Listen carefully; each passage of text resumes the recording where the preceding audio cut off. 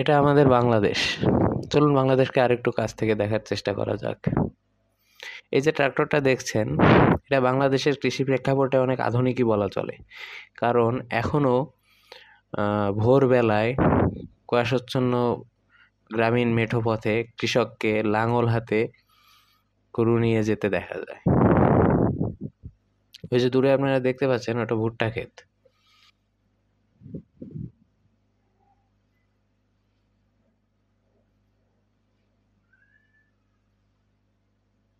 এটা গম ক্ষেত, গমের চারা আর কি। তবে শীষ বেরিয়েছে, কিন্তু এগুলো আরো অনেক বড় হয়। ওগুলো তামাক ক্ষেত।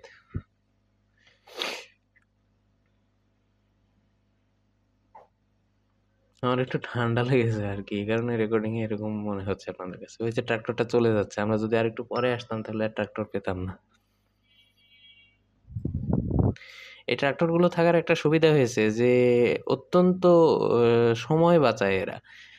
যদি লাঙল দিয়ে এই জমি চাষ করতে হতো তাহলে প্রচুর সময় লাগতো, কিন্তু ও দেখা যাবে যে ট্রাক্টর খুব অল্প সময়ের মধ্যে এগুলো চাষ করে চলে যাচ্ছে।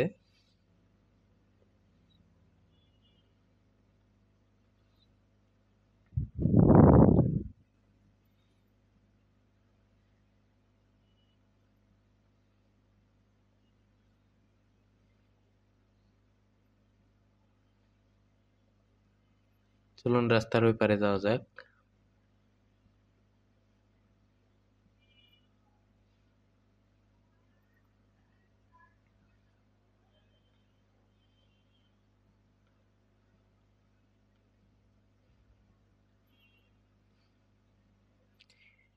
এই যে তামাক ক্ষেত দেখতে পাচ্ছেন, বাংলাদেশের সবচেয়ে বেশি তামাক এই অঞ্চলেই চাষ হয়। এই যে পেঁয়াজের চারা, এই জমিটা চাষ করা হয়েছে ফসল চাষের জন্য। তো এখনো ফসল রোপণ করা হয়নি। এই যে খেজুর গাছে দেখতে পাচ্ছেন যে ওই খেজুরের রস সংগ্রহ করার ব্যবস্থা করা হয়েছে, কিন্তু ইদানিং আর খেজুরের রসও সেভাবে পাওয়া যায় না। এই মাঠগুলো একসময় ছিল দিগন্ত বিস্তৃত মাঠ। মাঠের এক পাশে দাঁড়িয়ে আরেক পাশ দেখা যেত না। মাঠ ঘিরে প্রচলিত ছিল অনেক কথা। কিন্তু বর্তমানে এই ফসলি জমি অধিগ্রহণ করে, অধিগ্রহণ তো না ঠিক, ফসলি জমিকে আপনার আবাসস্থলে রূপান্তর, গোডাউন স্থাপন, ব্যবসায়িক প্রতিষ্ঠান স্থাপন করে আস্তে আস্তে এই ফসলি জমির আকার কমে আসছে, যা খাদ্য নিরাপত্তার জন্য একটা হুমকি স্বরূপ।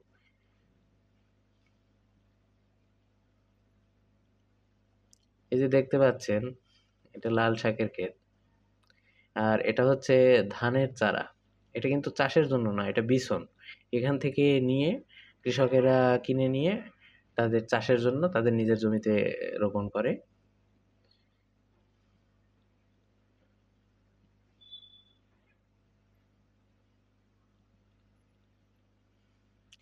এই রাস্তাগুলো একসময় এত সুন্দর ছিল না। এই রাস্তাটা তো একেবারেই নতুন। কিন্তু জয়নুল আবেদিনের একটা চিত্রের কথা হয়তো আপনাদের মনে আছে, যে একটা গরুর গাড়ি কাদার মধ্যে আটকে গেছে প্রচন্ড ভারী মালামাল নিয়ে। আর গরুর গাড়ির মালিক সেই গরুর গাড়ির একটা চাকা ধরে প্রাণপণ চেষ্টা করছেন গরুর গাড়িটাকে আহ, ওই কাদা থেকে উদ্ধার করার। কিন্তু মানে এই রাস্তাগুলো ঠিক সেরকমই ছিল। এখন শীতকাল বলে আপনারা দেখতে পাচ্ছেন যে সুন্দর মাটি, কিন্তু আসলে বর্ষাকালের চিত্র পাল্টে যায় এখানে। সাইকেল নিয়ে আসাও কঠিন ব্যাপার হয়ে যায়। আর এই যে দেখতে পাচ্ছেন যে গমের চারা, এগুলো কিছুটা বড় হয়েছে, আর শীষও বেরিয়েছে, গমের শীষ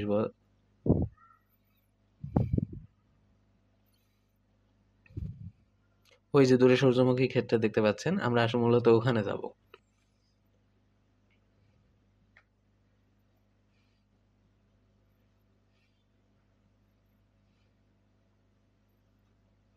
এগুলো ভুট্টা গাছ, ভুট্টা ক্ষেতের। এখনো ভুট্টা আসেনি, ভুট্টা আসতে এখনো কিছুটা সময় আছে। এখন এই চিকন আল ধরে আমাকে ওদিকে যেতে হবে। সেমি পুল সেরাত বলতে পারেন, কারণ এক সাইডে প্রচুর কাদা, আলটা এবড়ো থেবড়ো, কোনোভাবে কাত হয়ে ডান দিকে পড়লেই তো বুঝতেই তো পারছেন। এই যে গমের শীষগুলো দেখছেন,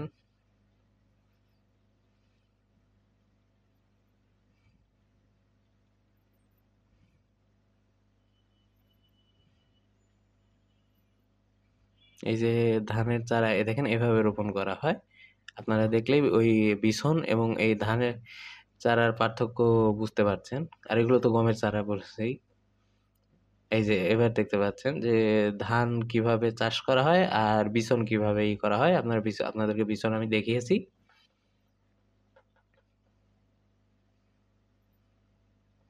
রাস্তাটা মানে হাইলটা অত্যন্ত এবড়ো থেবড়ো।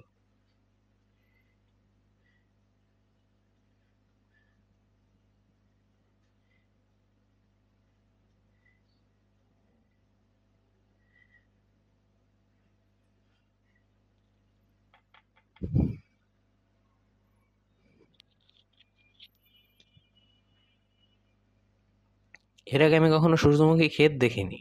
সূর্যমুখী ফুল দেখেছি বাগানে, কিন্তু ক্ষেত কখনো আমি দেখিনি। এগুলো সম্ভবত সানফ্লাওয়ার অয়েল তৈরি করার জন্য চাষ করা হচ্ছে।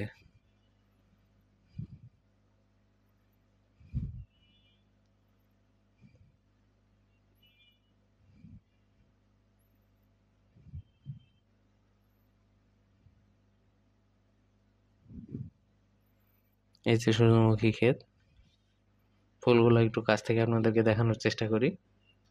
যদিও শেপ খুব একটা ভালো অবস্থাতে নেই ফুলগুলোর, মাঝখানের গুলো হয়তো আছে।